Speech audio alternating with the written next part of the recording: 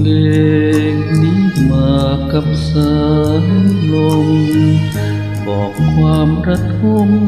ทุกแน่นในหัวใจถึงใครคนหนึ่งที่อยู่แดนไกลจำเสียงนี้ได้หรือไม่ก็ใครเล่าเคยร้องคลอป่านนี้แก้วตาหลับหรือยังห่วงคนอยู่หลังเขาบ้างหรือเปล่าหนอหรือลืมว่าใครคนนี้คอยรอด้วยหัวใจที่พอสุดท้อและน้อยใจ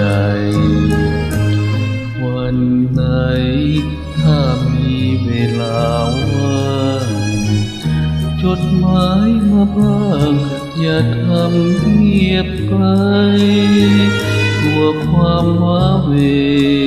จะพันเหดวงใจลืมเพื่อนคนอยู่ไกลทิ้งให้นั่งกินน้ำตาฝากเพลง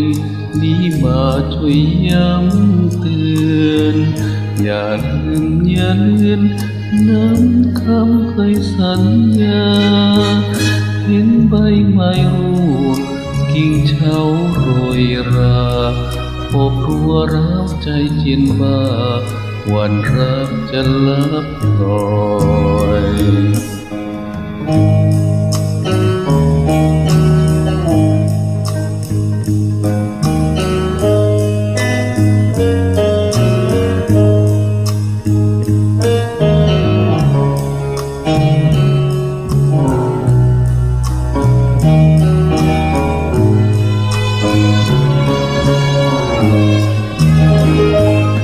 วันไหน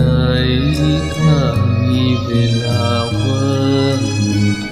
จดหมายมาบ้างอย่าทำเงียบไปกลัวความว้าเหวจะพันเหดวงใจลืมเพื่อนคนอยู่ไกลทิ้งให้นั่งกินน้ำตาฝากเพลง